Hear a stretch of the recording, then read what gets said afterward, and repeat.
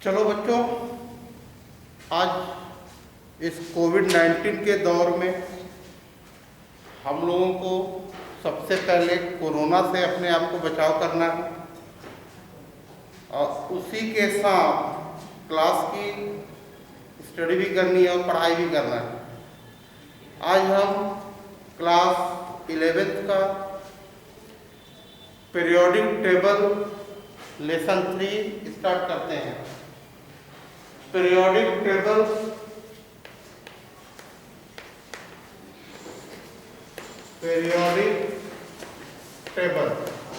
ठीक है। Periodic table यह होता क्या है, जरा देखा जाए। इसे हम आवर्त सारणी कहते हैं। पीरियोडिक टेबल को हम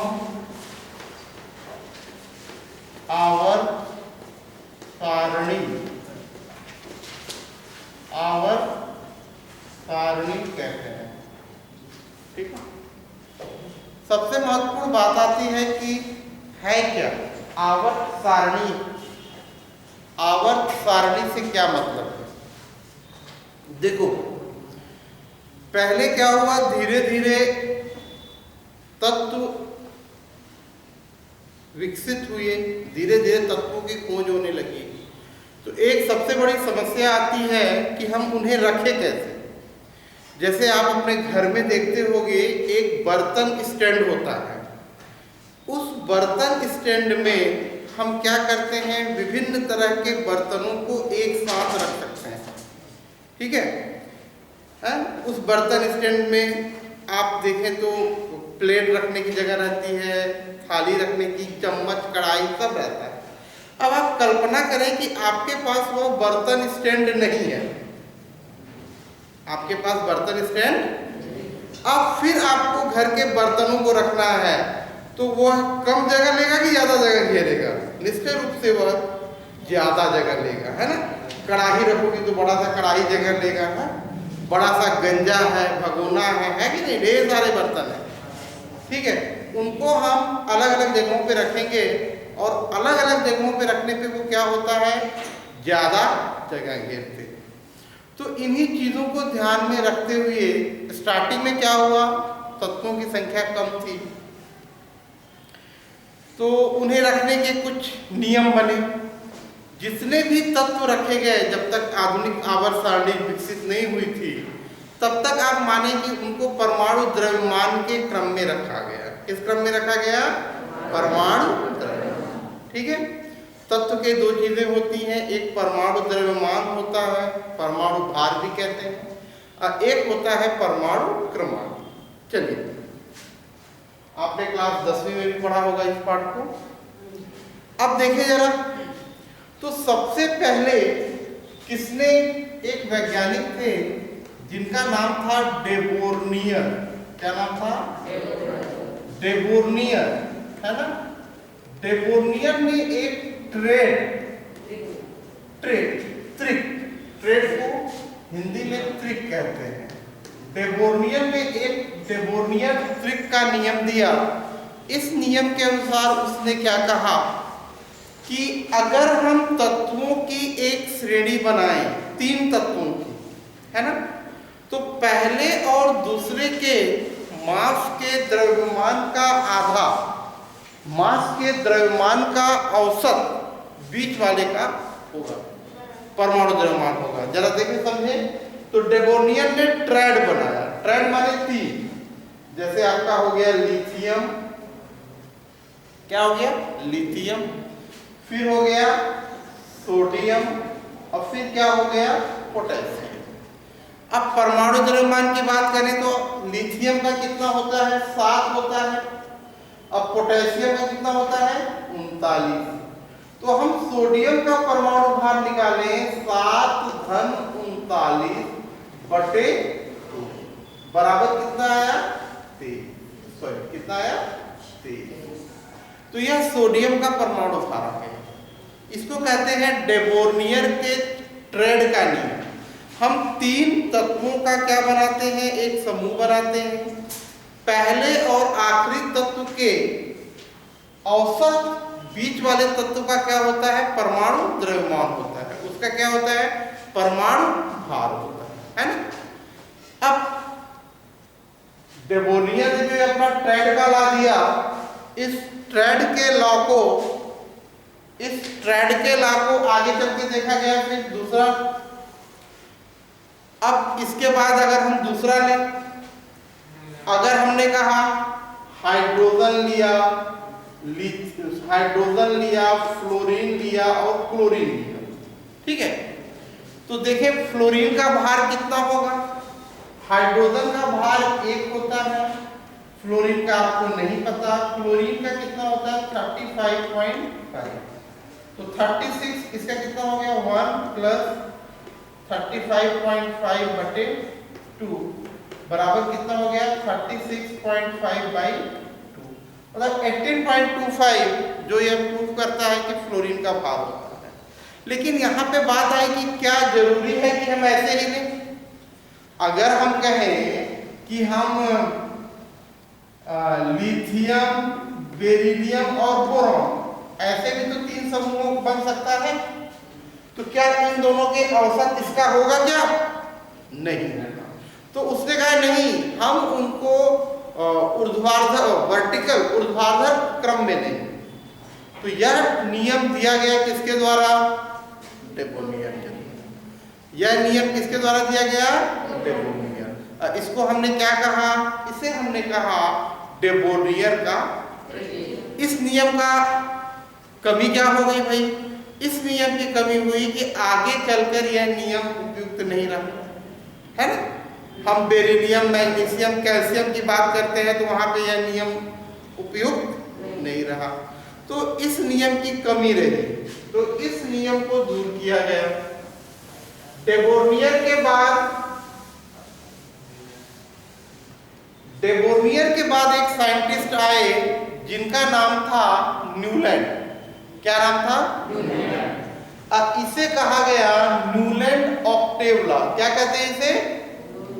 न्यूलैंड अष्टक का नियम, है ना। न्यूलैंड दूसरा नियम था अष्टक नियम। ये क्या कहलाता है आपका? न्यूलैंड अष्टक नियम। न्यूलैंड अष्टक का नियम क्या कहता है समझे। न्यूलैंड ने कहा, अष्टक माने होता है 8। उसने कहा कि अगर तत्वों के परमाणु भार के क्रम में हम देखें तो हर 8वें तत्व में समान गुणों वाले तत्वों की क्या होगी? पुनरावृत्ति।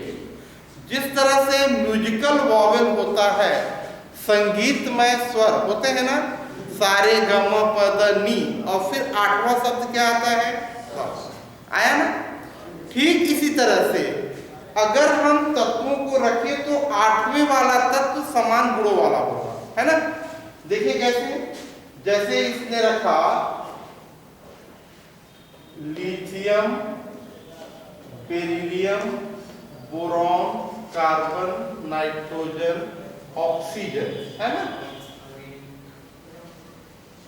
अब फिर आया फ्लोरीन, है ना। फ्लोरीन के बाद जब उस समय तक सुनो, उस समय तक अक्रिय तत्व विकसित नहीं हुए थे, अक्रिय गैस नहीं थे, है ना। तो देखो lithium, beryllium, boron, carbon, nitrogen, oxygen और फ्लोरीन। फ्लोरीन के बाद फिर क्या आएगा तुम्हारा? सोडियम। फिर क्या है? नियान 1 नहीं है, नियान नहीं है, फिर क्या आ गया तुम्हारा? सोडियम। अब अगर आप यहां पर देखते हैं तो जरा देखो, सा रे ग म प द नी। अब फिर क्या है? आए। तो मतलब यहाँ पे आ रहा है सा और यहाँ पे भी सा है, तो दोनों के समान गुण है कि नहीं? अब फिर देखें, बेरिलियम के बाद magnesium, aluminium, silicon, phosphorus, sulphur, chlorine, ठीक है। क्लोरीन के बाद फिर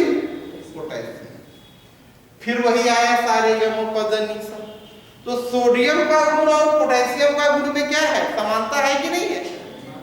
सोडियम और पोटेशियम के गुणों में समानता, बेरिलियम और मैग्नीशियम के गुणों में समानता है। अब फिर इसके बाद क्या आ गया तुम्हारा, कैल्शियम। तो यह न्यूलैंड का अष्टक नियम था। इसमें केवल 8 तत्वों का समूह बनाया था। कितने तत्वों का समूह बनाया था? 8। और 8 तत्व एक सीरीज में थे। 8 तत्व कैसे थे? एक सीरीज। तो यह न्यूलैंड के अष्टक का नियम है। लेकिन इस नियम की क्या कमी पड़ी? इसकी कमी ये हुई कि हम जैसे ही कैल्शियम के आगे जाते हैं, किसके आगे जाते हैं? कैल्शियम। तो कैल्शियम के आगे और तत्व आ जाते हैं, तो वहां पर भैया तो 8 के लिए आएगा ना, सारे गम्मा पद नी और फिर सा। लेकिन अगर उससे ज्यादा तत्व आएंगे तो वहां पर यह नियम, तो कैल्शियम के लिए, किसके लिए? कैल्शियम के लिए मेंडलिफ का यह, न्यूलैंड का यह नियम क्या हो गया? फेल। अब बोलोगे कि हम हर नियम फेल हो रहा है तो हम पढ़ेंगे क्यों?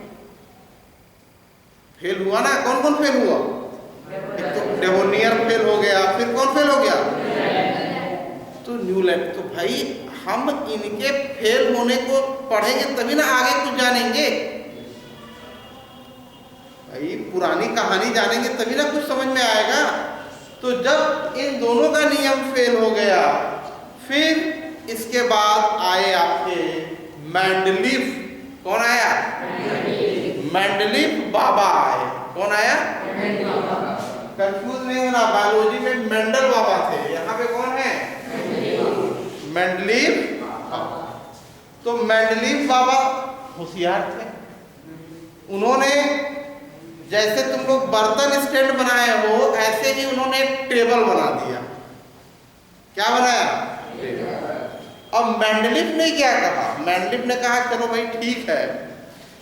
मेंडलीफ ने कहा कि तत्वों के भौतिक एवं रासायनिक गुण उनके परमाणु भार के आवर्ती फलन है ना।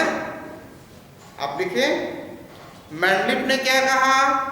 तत्वों के भौतिक एवं रासायनिक गुण परमाणु भार के आवर्ती फलन। अब बात आया कि आवर्ती फलन क्या है? आवर्ती फलन होता है कि अगर हम परमाणु भार के बढ़ते क्रम में जाएंगे तो एक निश्चित समय अंतराल के बाद समान गुणों वाले तत्वों की पुनरावृत्ति होगी। एक निश्चित समय अंतराल के बाद समान गुणों वाले तत्वों की क्या होगी? इसको क्या कहते हैं? आवर्ती फलन, पीरियोडिक फंक्शन। अभी गणित में तुम लोग फंक्शन पढ़ोगे, फलन। फंक्शन यही है कि एक निश्चित पीरियोडिक, एक निश्चित समय अंतराल के बाद समान गुणों वाले तत्वों की पुनरावृत्ति। तो ये मेंडलीफ का नियम था। मेंडलीफ का नियम किस पे निर्भर किया भाई? मेंडलीफ का नियम अगर हम देखें, किसका नियम? मेंडलीफ का नियम परमाणु भार पर निर्भर था। किस पर निर्भर था? मेंडलीफ का नियम पूरी तरह से परमाणु भार पर निर्भर था। तो देखो मेंडलीफ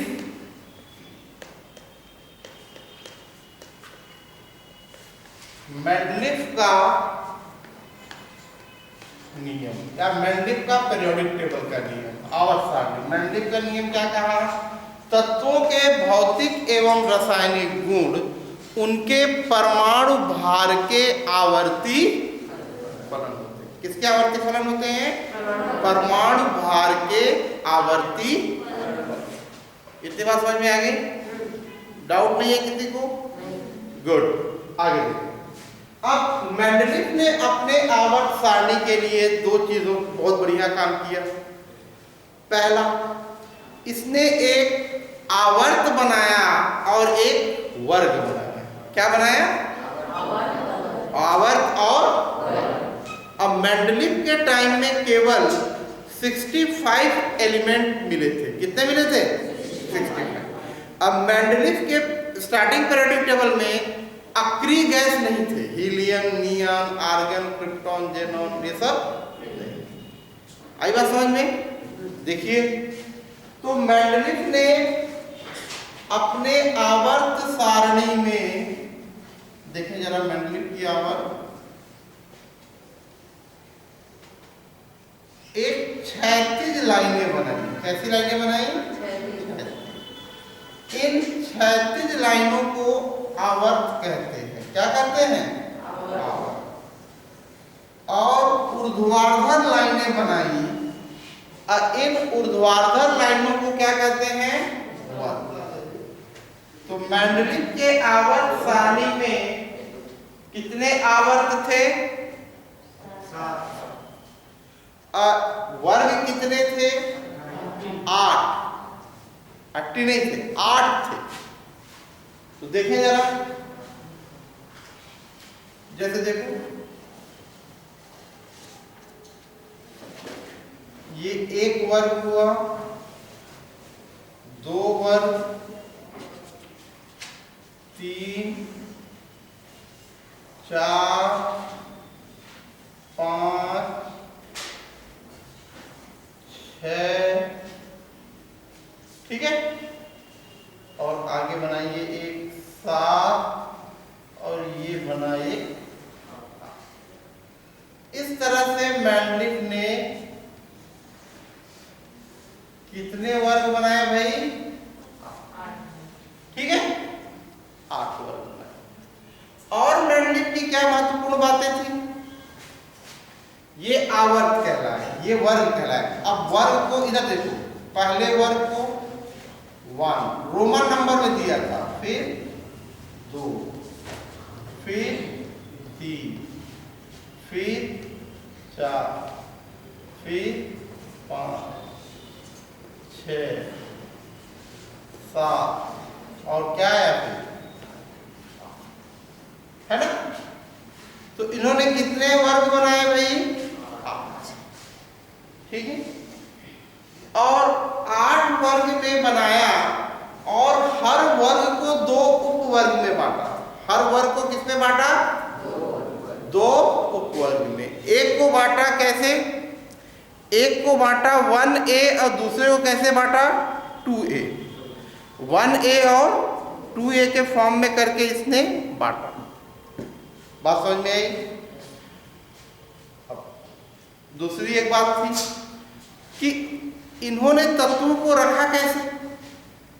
तो मेंडलीव का कहना था कि जो भी तत्व थे,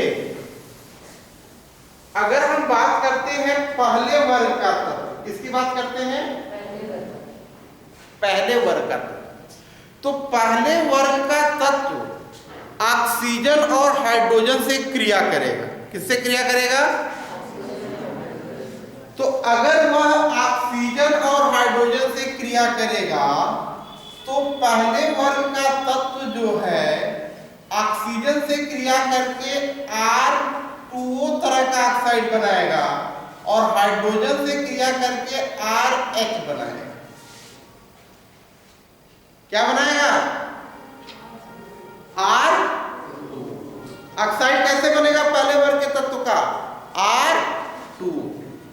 हाइड्राइड कैसे बनेगा? R। और जो दूसरे वर्ग का तत्व होगा वह ऑक्साइड बनाएगा RO प्रकार का और हाइड्राइड बनाएगा RH2। और तीसरे वर्ग का जो तत्व होगा ऑक्साइड बनाएगा R2O3 प्रकार का। किस प्रकार का बनाएगा? और हाइड्राइड किस तरह का बनाएगा? RH3। और चौथे वर्ग का जो तत्व होगा ऑक्साइड बनाएगा RO2 प्रकार का, हाइड्राइड कैसे बनाएगा? RH4। भाई जैसे कार्बन हो गया, हुआ ना? कार्बन CH4 बनाता है, नहीं बनाता? और कार्बन ऑक्साइड CO2 बनाता है। एल्युमिनियम का देखें तो एल्युमिनियम ऑक्साइड Al2O3 बनाता है, नहीं बनाता? है ना? अब बोरान हाइड्राइड बनाता है BH3। अब पांचवें वर्ग का जो तत्व होगा वह मल्टीपल ऑक्साइड बनाएगा R2O5, हाइड्राइड बनाएगा RH। छठवें वर्ग का जो तत्व होगा ये RO3 तरह का ऑक्साइड बनाएगा और RH2 प्रकार का हाइड्राइड बनाएगा। किस प्रकार का? और सातवें वर्ग का जो है R2O7 बनाएगा और यह RH टाइप का हाइड्राइड बनाएगा। आठवां वाला कुछ नहीं बनाएगा। ये देखो, आया समझ में? नहीं आया?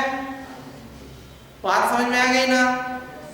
तो इस तरह से उसने बताया। अब दूसरी चीज, हम इधर से जा रहे हैं तो पहले वर्ग का वैलेंसी 1 है, दूसरे का 2, तीसरे का 3 और चौथे का 4, पांचवें का 3, फिर घटा, फिर 2, फिर 1 और यहाँ पे आपकी ये किसका था? मेंडलिप का। बढ़िया टेबल है कि नहीं है? बहुत बड़ा जगह भी तो नहीं लिया ना? लिया क्या? नहीं, एक छोटे से जगह पे आप अपने हाथ पे बना के, टेबल पे बना के बना सकते हैं। सोचो ये टेबल नहीं होता तो कितनी समस्या होती। अगर ये टेबल नहीं होता तो सोचो वही घर में बर्तन रखना है बिना बर्तन स्टैंड के, पूरा फैला रहता ना, हमको याद करने में समस्या होती कि नहीं होती? देखो मेंडलिप ने हम लोगों का बहुत बड़ा काम कर दिया है, सिंपल सा बना के रख दिया। ठीक है, अब देखो,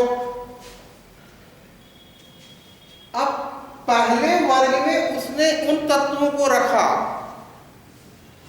पहले वर्ग में उसने उन तत्वों को रखा जिनकी संयोजकता 1 होती है, धातुओं को रखा। किसको रखा? तो इसमें क्या रखा देखो जरा,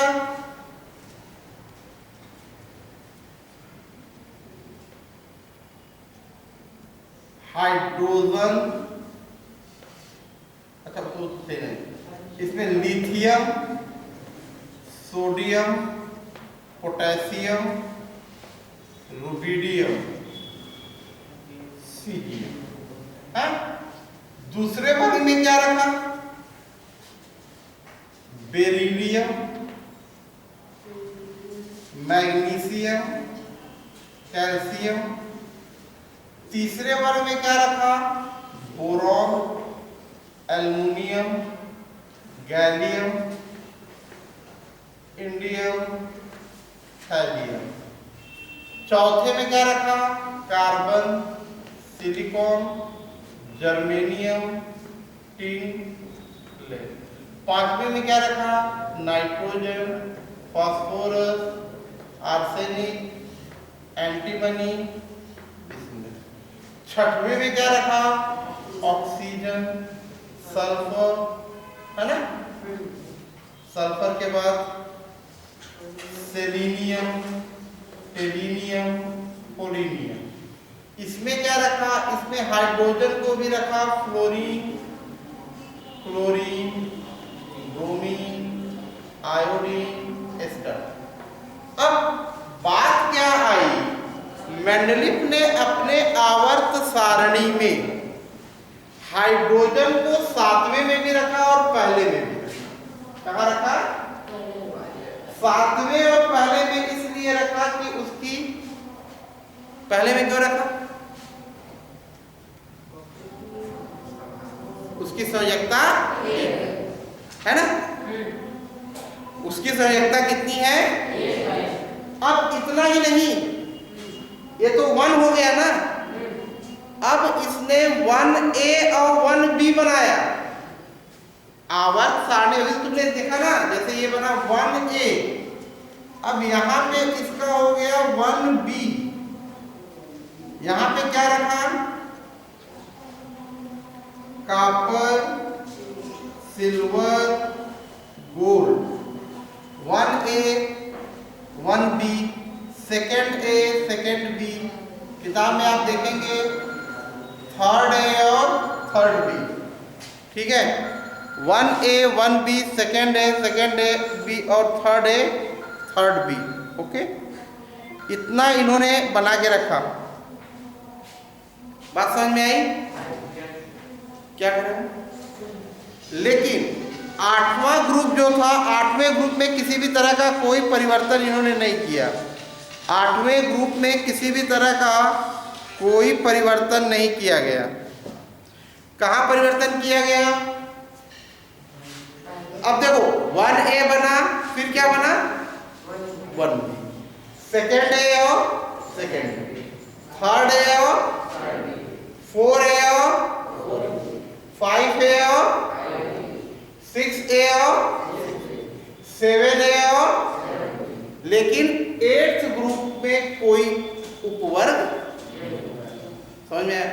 और याद रखना, इस समय तक किसी भी तरह के जीरो समूह के तत्वों की, मतलब शून्य समूह के तत्वों की विकसित नहीं। तो मैंडलिप ने बहुत बढ़िया बनाया। मैंडलिप के गुण क्या है, फायदे क्या क्या है? भैया बहुत बढ़िया पीरियोडिक टेबल बनाया, देखने में बड़ा अच्छा लगा, छोटा सा। दूसरी महत्वपूर्ण बात क्या हुई? इसने 2 नए शब्दों को प्रयोग किया, एक आवर्त और एक आवर्त। क्या होता है? क्षैतिज लाइन। वर्ग क्या होता है? ऊर्ध्वाधर लाइन। इसने हर वर्ग को 2 उपवर्ग में बांटा। हर वर्ग को किसमें बांटा? 1A 1B रोमन संख्या में रखा। इस तरह से देखा जाए तो मैंडलिप ने बहुत बढ़िया पीरियोडिक टेबल बनाया। बनाया कि नहीं बनाया? अभी तक जो हम लोग न्यूलैंड का पढ़ रहे थे, ड्रेबोर्नियर, उससे बढ़िया लगा कि नहीं लगा? लेकिन जो बढ़िया करता है वो थोड़ी सी गलती भी कर देता है। तो मैंडलिप ने थोड़ी सी गलती भी कर दी भाई। अब क्या क्या गलतियां की उनको देखा जाए। पहली, इतना बढ़िया, अब उसने कहा कि हम तत्वों को परमाणु भार के कैसे कर रहे हैं? बढ़ते क्रम। परमाणु भार के, तो भाई परमाणु भार के बढ़ते क्रम में कर रहे हो, चलो ठीक है, कहीं ना कहीं तो गलती करे हो, चलो देखते हैं कहाँ गलती की है। तो मैंडलिप के फायदे क्या क्या है, लिख लोगे? मैंडलिप के फायदे क्या क्या है? सब लोग लिखेंगे। परमाणु भार पर था, अच्छे से व्यवस्थित किया।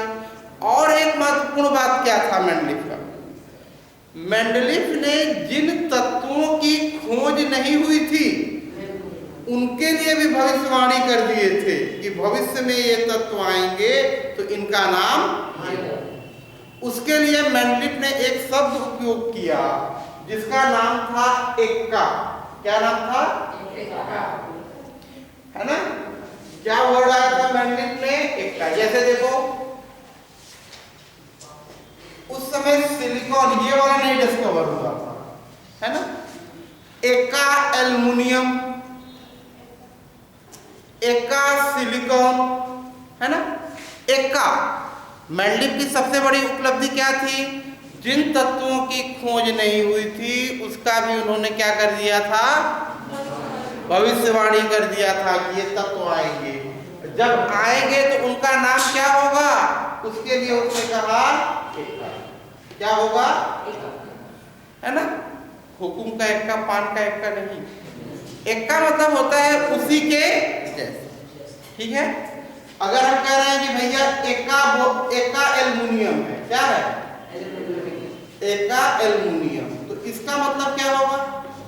गैलियम, कि वह कैसा होगा? एल्युमिनियम के जैसा होगा, है ना? अब एक्का सिलिकॉन कह दिया तो इसका मतलब क्या होगा? हाँ, बहुत बढ़िया, वेरी गुड। एक्का सिलिकॉन का मतलब क्या हो गया तुम्हारा? जल, है ना? एक्का एल्युमिनियम, एक्का सिलिकॉन, ये क्या कहलाएगा तुम्हारा? जल। इस तरह से मैंडलिप ने अपना काम किया, बड़ा अच्छा काम किया। जो खोज में नहीं हुए थे उनको भी उसने भविष्य में प्रेडिक्ट कर दिया कि यार भविष्य में आएगा तो इसका ये नाम। लेकिन मैंडलिप की कुछ कमियां थी। क्या थी? चलो इसको हटा दें। गुड। अब मैंडलिप की कमी क्या थी? ड्रॉबैक। मेंडलीव के ड्रॉबैक क्या थे, जरा देखें इनको। ड्रॉबैक ऑफ मेंडलीव लॉ, देखो ड्रॉबैक देखते हैं, है ना। ड्रॉबैक,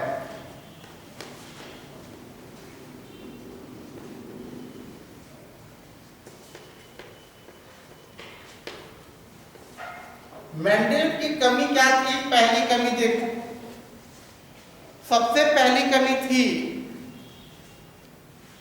हाइड्रोजन का अनिश्चित स्थान।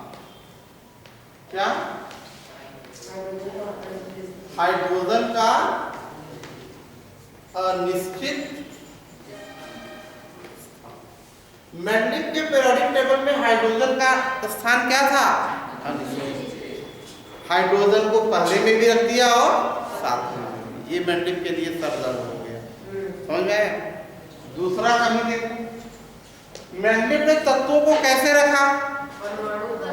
परमाणु भार के बढ़ते क्रम में असमस्थानिक होते हैं। समस्थानिक वह तत्व होते हैं जिनका परमाणु क्रमांक तो एक होगा लेकिन परमाणु भार अलग होगा। तो जब परमाणु भार अलग होगा तो जैसे हम कहें हाइड्रोजन, हाइड्रोजन के 3 समस्थानिक हुए, एक का परमाणु भार 1, दूसरे का 2 और तीसरे का 3। तो उसके लिए तुम कहाँ जगह रखे? कार्बन का समस्थानिक 2 हुआ, एक 12 हुआ और एक 14 हुआ, तो उसको तुम कहाँ रखोगे? ऑक्सीजन का समस्थानिक आया 16 हुआ, 17 हुआ, 18 हुआ। हर तत्व के संभवतः समस्थानिक होते हैं। तो तुम परमाणु भार के क्रम में रखोगे तो एक तत्व 3 जगह ले लेगा, तो जगह कहाँ बचा? तो दूसरी सबसे बड़ी कमी क्या हो गई मेंडलीव जी की? उन्होंने समस्थानिक के बारे में नहीं बताया, है ना। तो दूसरा लिख दो, कमी क्या हो गई?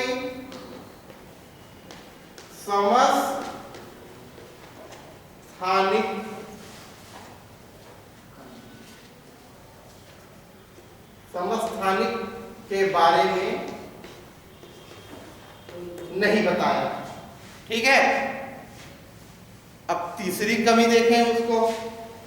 तीसरी कमी ये है कि तुमने देखा कि परमाणु भार के किस क्रम में रखा है जी? बढ़ते क्रम में। बहुत बढ़िया।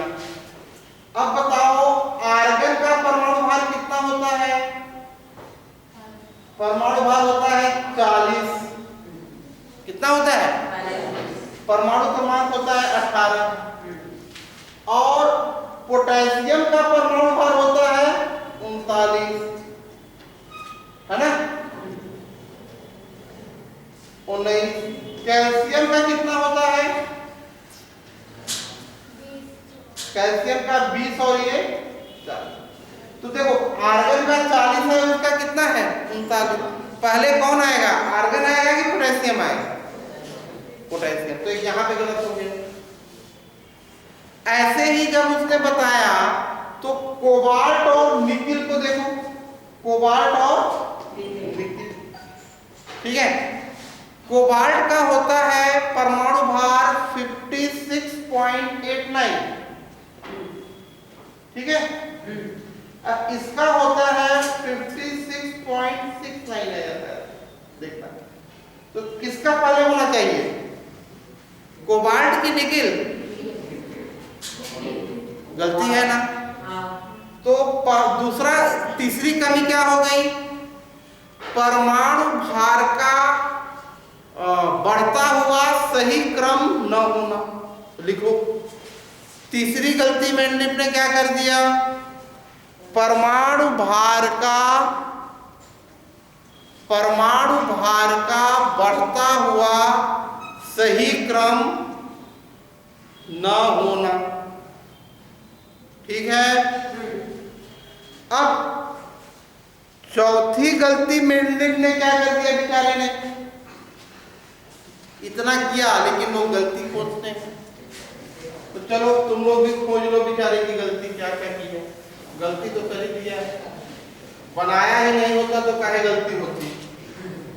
बना के बेचारे ने गलती कर दिया, चलो कोई बात नहीं। अब इसकी आप चौथी गलती देखो। चौथी गलती ये है उसने, ध्यान से समझिए, कि पहले आवर्त में उसने तत्व को रखा लिथियम, सोडियम, पोटेशियम, रुबिडियम और सीजियम। ये फर्स्ट ए में रखा है ना, ठीक है। और फर्स्ट बी में क्या क्या रखा इसने, कॉपर, सिल्वर और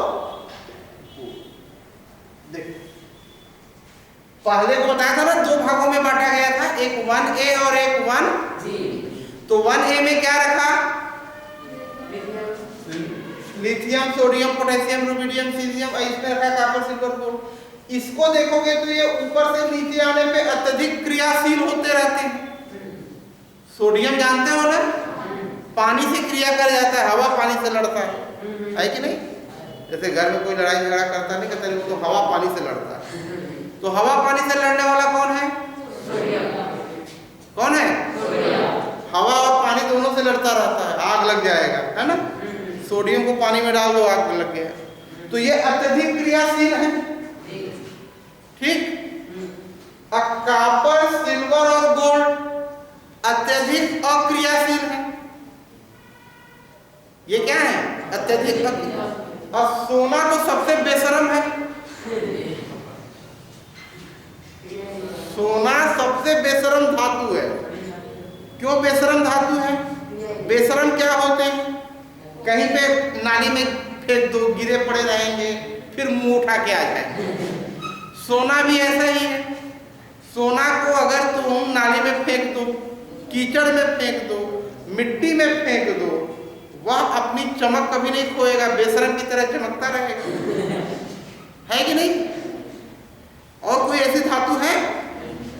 तो यह बिल्कुल अक्रियाशील है, किसी से क्रिया नहीं करता। और ये क्या है? अत्यधिक, ये हवा पानी से क्रिया कर जाता है। बात समझ में आई? तो अगर हम इसमें ऊपर से नीचे आएंगे तो क्रियाशीलता का क्रम घटेगा, सॉरी बढ़ेगा। इसमें ऊपर से नीचे आएंगे तो क्या होगा? क्रियाशीलता का क्रम बढ़ेगा। और इसमें ऊपर से नीचे आएंगे तो क्रियाशीलता का क्रम घटेगा। तो असमान गुण है कि नहीं है? सोडियम, पोटेशियम, सीजियम इतने क्रियाशील है कि क्या बताएं। कॉपर थोड़ा बहुत हो जाता है, सिल्वर भी, चांदी भी थोड़ा बहुत काला होता है, लेकिन सोना तो महाबेशरम है, कोई फर्क नहीं पड़ता। पड़ता है क्या? नहीं पड़ता। तब देखो भाई क्या बात है। तो मतलब इसने क्या कर दिया? असमान गुणों वाले तत्वों को एक ही वर्ग में रख दिया। क्या किया? असमान गुणों वाले तत्वों को एक ही वर्ग में रख दिया। और आठवां जो इसका वर्ग था, आठवां में क्या था तुम्हारा? आयरन था, कोबाल्ट था, निकिल था, ये सब, मतलब इसको होना चाहिए था आठवां में, रख कहां दिया? आया समझ में? तो चौथा गुण लिख लो, असमान गुणों वाले तत्वों को। चौथा क्या इसका? दूसरा भाई क्या कमी रही? असमान गुणों वाले तत्वों को एक ही वर्ग में रख दिया। असमान गुणों वाले तत्वों को क्या किया? असमान गुणों वाले तत्वों को अलग भिन्न वर्ग में रखा। असमान गुणों वाले तत्वों को एक वर्ग में, असमान गुणों वाले तत्वों को दूसरे वर्ग में रखा। मतलब भिन्न भिन्न गुणों वाले तत्वों को भिन्न भिन्न वर्ग में रख दिया। पहले वर्ग के तत्व को कहाँ होना चाहिए था? कॉपर, सिल्वर और गोल्ड को 8वें में होना चाहिए था, तो उसको पहले में रख दिया, है ना। तो चौथा पॉइंट हो गया, असमान गुणों वाले तत्वों को एक वर्ग में, है ना, असमान गुणों वाले तत्वों को विभिन्न वर्ग में। यह मेंडलीव की क्या थे? समझ में आ गया? बहुत बढ़िया। अब आपने मेंडलीव के चीजों को पढ़ा, मेंडलीव के नियम को पढ़ा, और इस नियम में आपने क्या क्या देखा? इसको आपको समझना है।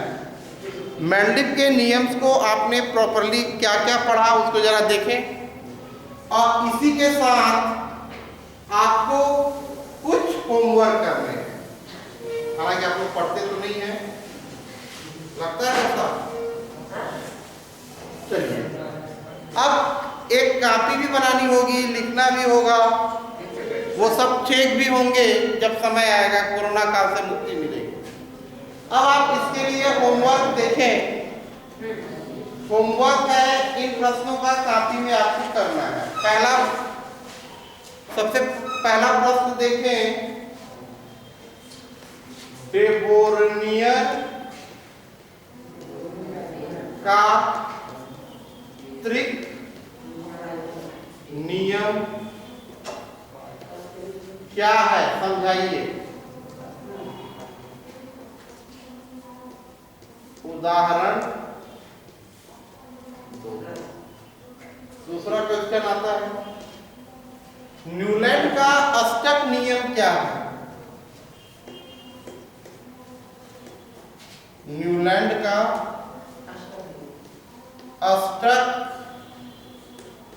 नियम, न्यूलैंड का अष्टक नियम क्या है? तीसरा प्रश्न, मेंडलिफ का नियम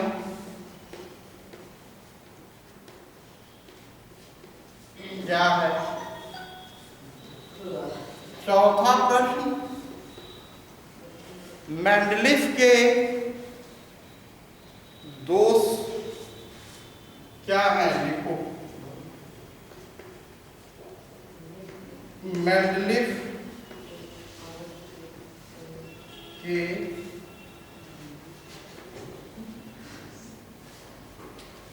आवर्त सारणी के, मेंडलिफ के आवर्त सारणी के दोष क्या है? और पांचवा, मेंडलिफ के आवर्त सारणी के दोष क्या है? चार ही प्रश्न देते हैं। हाँ,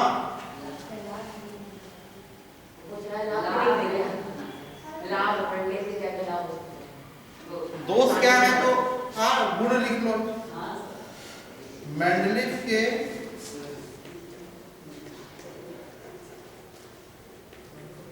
आवर्त सारणी के, मेंडलिफ के आवर्त सारणी के गुण लिखो। ठीक है, आगे दोष लिख लो, फिर गुण।